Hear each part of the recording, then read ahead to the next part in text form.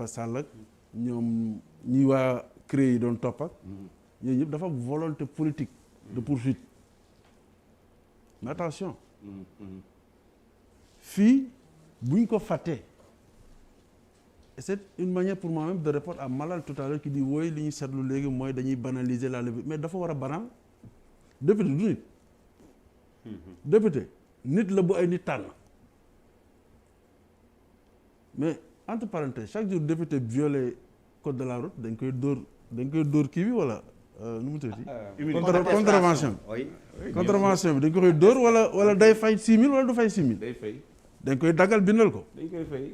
wala foofu tam dañu war a convoquer immunité bon immunité lu baax la ci réew parce que pouvoir yi dafa war a am équilibre député bi dem taxaw ci pencu askan wi di fa toogal askan wi di am ay kàddu yu mu fa yëkkati di am ay position yu muy jël bu fekkee ne protéger woo ko mais kon république amatul mais nag dafa war a banal qu'on poursuive un député dans une démocratie dafa war a banal qu'on puisse poursuivre même si par ailleurs ñeneen ñi ministres yi amuñu immunité mais am nañ benn genre de protection tey ministre tey mënoo ko déglu tant que amul autorisation wu président de la république tey suba non démb sama benn xarit dafa ma yónnee benn élu bu bokk la république en marche oui. bu ñu dóor 3 ans pour viol dañ ko porté une plainte et cetera la procédure a pris son temps ñu dóor ko démb 3 ans dóor ko benn je pense même le procureur avait demandé 2 ans juge bi ne 3 ans nañ koy dóor benn affaire viol en réunion ak seen affaire de maintenant bref pour revenir sur dossier bi man dama bëgg booy lépp luy wax rek nga andi argument bu ko leeral bëgguma ñuy wax ci ay sama xalaat dañu bëgg ñuy wax ci ay fait bi mooy gendarmerie woolu na Ousmane Sonko bi nga xamante ne dañ ko joxoñ baaraamu tuuma mu ne daw ma ndax man député laa loolu mooy fait yi à la télé man maa ngi ko seetaan ni defe naa si seen benn concurrent moom moo fa nekkoon en direct jour boobu mu ne daw ma li fekk dinduñu sama immunité bu ñu ko dindee 10h 10h05 ma dem moo ko xool wax ko léegi ñun fait aussi mooy le maître des poursuites le procureur de la République saisir na jël na dossier bi ci gendarmerie jox ko juge d'instruction jël na réquisitoire sous la forme d'un réquisitoire introductif jëlaat na xalimam bind lettre jëmale ci ki ko yilif pour kooku demander à ce que ñu lever immunité parlementaire question bi ñu ne ex bi dañ ne citizen maa ngi juum de sama xarit Facebook la citizen tax nga sax man mi laaj ko citizen laa koy wooye laaj ko sànq noonu laa ko doon woowee ndax yow nee na juge d'instruction bi ñu ko saisiré d'un réquisitoire introductif boo xam ne dañ ci viser x balaa muy def dara dafa war a enquête yow loolu nga wax loolu mooy sa position mooy juge bi mënta def lenn mënta déterminer x lu dul à la suite d'une enquête ñu toogee léegi di wax am na sama benn xarit qui est magistrat qui m'a envoyé ay éléments pour me dire que c'est pas vrai dès lors que juge bi saisir nañ ko il a 2 possibilités déterminer x à la fin de son enquête de l'enquête qu'il va mener loolu mooy peut-être dans le cadre d'une personne normale comme man nga xamante ne aw ma malaanu kii lay amul dara ou bien désigner x tel que le dossier le lui permet moo tax ma ne la question man bi may laaj mooy bu fekkoon ni moom dafa désigner x selon les éléments du dossier mais xanaa war na bu am benn acte de procédure boo xamante ni daf koy delloo procureur de la République pour que procureur de la République léegi war a mën a sukkandiku ci acte boobu pour demander à ce que ñu lever immunité parlementaire loolu mooy question bi waroon laaj sànq est-ce que am na jokkalante boobu diggante le juge d'instruction wala juge d'instruction moom benn xuusma ñàpp la rek bu ko procureur ni jàppal ma Moustapha Diakhaté même si x lay def rek mu ne ok nañ ko jàpp il faut loolu ñu leeral ko. xam nga même tuuti ma terminer. xam nga difficulté et puis en une minute. xam nga der difficulté sujet bi sur un plateau de télévision xam nga mooy lan. oui. à moins que kenn ci yéen nekk un véritable praticien du droit. du droit. ce que nous ne sommes pas. man doonu ma ko en tout cas. oui. ce que nous ne sommes pas. te nee naa la sama début propos jàng droit génne université Cheikh Anta Diop wala UGB mën nga faa jàng ba am doctorat te doo xam. oui. procédure pénale ndëng sërëx yi ci nekk ak loqat yi. d'ailleurs am na avocat yu ñuy woowee ay procédurier. non man gis naa démb sax. avocat yooyu nag. exactement président Sonko daf ci am. ay procédure te xam naa kañ ngay wuy ma. lii xam naa sax kat ngay junj. non dafa ndànk rek effectivement. dafa ndànk rek. mais am na koo xam ne mu nee nañ moo ci sut. am nañ koo xam ne nee nañ moo ci sut. ma ne juge d'instruction mënoon na def enquête balaa muy dem laaj. mënoon na attention là non dafa ndànk man maay wax nag. Moustapha waxee nga dagg ko Sall waxee nga dagg ko. dëgg la Kële waxee nga dagg ko fii ñun ay journaliste la man dagguma waaw ñun ay journaliste mënoon waaw non lamiñ mënta lekk morom bàyyi rek ma wax bu ma paree nga wax da nga ne xam nga boo nee waaw dafa ndànk rek yaa ngi koy te ñor boo nee déglu leen ko boo nee mënees na ak dafa war a ñaari différent la si tu dis que le juge d'instruction doit obligatoirement avant de désigner X par une personne, mener une enquête. Et si tu dis qu'il peut, beaucoup. Mais moi, donc, moi,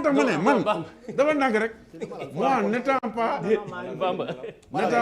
un spécialiste.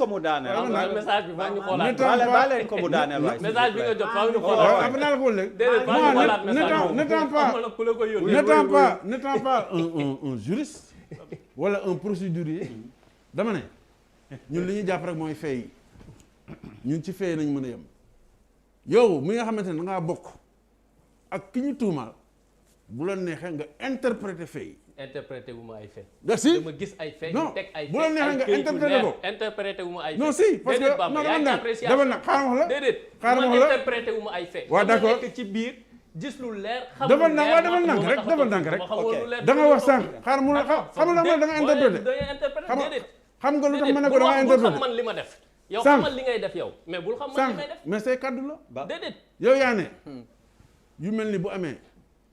gendarmerie du waroon na jël temps déet waxuma waroon na jël temps tamit waxal ma li ma wax. loo wax am na fi enquête yoo xam ne jël nañ temps temps 3 mois voilà ba def 3 que mois procureur lu muy yàkkamti joxe na misaal dama ndànk rek ñu dañuy waxtaan on le laisse xam nga man citizen li ñu fi andi ku nekk li la fi andi man li ma fi andi du ñëw joxoñ baaraam tuuma wala nangam ak nangam li ma fi andi mooy ñëw wax sama xalaat rek j'ai pas dit ça nag donc dama ne gendarmerie waroon nañu enquête ba pare lu tax procureur di yàkkamti dem di jëli dossier bi question la waaw léegi il faut qu'on pose cette question ñu posé waat beneen question bi mooy une enquête elle est contradictoire si la gendarmerie ne peut pas mener une enquête contradictoire du fait du statut du mise en cause ou du fait du statut du présumé waaw bu fekkee ne gendarmerie mënut a def enquête bu yemambaay ndax contradictoire mooy dafay yemambaay mën na xaar ñu lever immunité mais nu mu koy xaaree déglu mais nu enquête kañ moom mën enquête durée enquête fi mu toll li mu wax dafa mel ni moom gendarmerie mënatul woon déglu Ousmane Sonko bu ñu lever woon immunité parlementaire non moom dafay dagaate gendarmerie boo waxee loo xam day andi jiixi jaax sama devoir la gendarmerie nan lay xaar non Der je te pose une question et je laisse la parole mu ne gendarmerie mënoon na xaar. dam am na fi enquête yu fi duré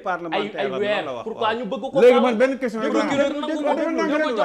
am bi xuloo ñu dañuy waxtaan. mais bu xuloo man xam nga ne du ma xuloo. waaw léegi damay laaj. dañuy waxtaan Der léegi man ma laaj la. la question logique ñun ay journaliste nañu. loo wax rek dañu andi question bi nga xamante ne moo ko war a faram-fàcce. ñun tamit ay borom xel lañ am nañ logique. d'accord du ñu ay journaliste mais am nañ logique. li mu wax léegi xaaral encore que l'opinion c'est mieux que la preuve. non c'est pas grave léegi xoolal parce que ça commence quand même. ñu topp ko ci man léegi dama ko bëgg topp si li mu wax. mu ne gendarmerie mënoon na xaar ba ñu lever immunité parlementaire. départ di mënoon na xaar. j'ai pas dit mais attends lii tu es un tissu de contradiction extraordinaire. gendarmerie mais il faut léegi Abdoulaye Der mu yeggali rek non damay yeggali xoolal ah non dama ne qu'est-ce qui a fait que gendarmerie enquête fii ci ay dossier ay weer te kenn yéegul te bii procureur ne ko foccet seen loxo jël ko jox ko juge d'instruction mais jox nañ ay éléments de réponse yu bëri yoo xamante ne tam suñu xel nañ ko jëlee la posé nee nañ la lii c'est une affaire de viol et après le viol a été criminalisé enquête la dama déedéet Charles déet bul ngëndal Pape Abdoulaye Der dafa ma fekk bett ma dóor ma ko bañ procureur lii c'est pas la peine li muy jox juge d'instruction c'est pas pareil mën na bàyyi gendarmerie enquête boy bu leen réyal waaw léegi gendarmerie nu ñu enquêté gendarmerie doo bëgg wax ma naan ni Der nan la wax nan la gendarmerie di defee une enquête équilibré contradictoire bu fekkee ne mënul jël ci une des parties exactement man loolu la laaj lii c'est le vrai problème non ci sama xel bu gàtt su ko defoon sax foofu lañ leen di jiiñ parti pris non wuy ma non lii je suis désolé non may ma rek Bamba tamit daf ma laaj pour une fois ñu laaj ma te maay non lii je sais c'est pas pour défendre la gendarmerie comme il dit lii nga baal ma rek lii mais lii doo ma déglu lii s'il te plaît lii on est d'accord lii donc bu ñu ma interpréter samay wax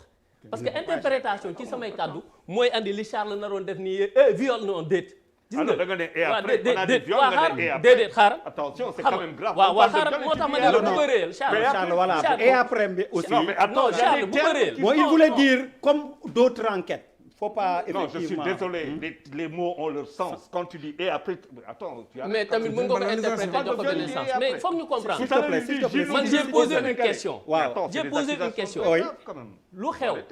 ba procureur ne foccet dossier bi d'accord jox ko juge d'instruction mais parce que le principal yeneen indice yi feeñoon yeneen indice yi feeñoon bu pas bàyyi wuñu gendarmerie section de recherche continuer ci enquête nous on n'a pas de problème avec la section de recherche te dama dégg yéen ñaar sànq mu génn seen kàddu ñun dañuy rafetlu liggéeyu force de l'ordre yi ñëpp xam nañ la gendarmerie gis nga am na yoo xam te ñun duñ ci débat c'est des patrimoines yoo xam ñun ñëpp ko bokk ki nekk pouvoir ak ki nekk opposition te dañoo war a sonn pour ñu dooleel leen on n'a pas de problème avec les forces de l'ordre mais li ñuy wax tamit mënuñu ñu ko bañal foog ñu nangu ko ay contradiction feeñ na ci enquête bi mais pourquoi on n'a pas laissé la gendarmerie poursuivre on a cité des personnes on a cité des gens on a donné des indices mais ces gens-là enquête boobu mënoon na continuer donc man loolu donc laa wax donc waxuma fi luñ fi réer wala luñ fi grave enquête man boobu mu xam mu wax ñu la mooy enquête enquête mooy leeral mooy buuba non parce que ay Sénégal lañu waxal enquête xam nga mooy lan da ngaa tuumaal sawaay plainte sawaay da nga ko tuumaal da ngaa ñëw ci man tuumaal Der du dëgg nga wax ma yow waaw dafa nànk rek yoral na ma 100 000 waaw nga ne yoral na ma 100 000 man laaj la 100 000 yi nu mu la ko yoralee nga ne ma dafa ko lebal ak dafa def nii dafa def naa keroog dafa ñëwoon otom paan mu war a jënd moteur nanga mu nang et cetera boo paree non donc daguma la dafa nànk rek non bi corona bi passé dama ko jox 100 000 mu indi ma ay masque waaw j'espère que bi nga jox 100 000 amoon nga këyit parce que waa def ne booy jox bu passé 20 000 dama ko filmé c'est pas une preuve dañ la may est-ce que yaa ngi dégg présomption d'innocence donc donc yow nga ñëw ci man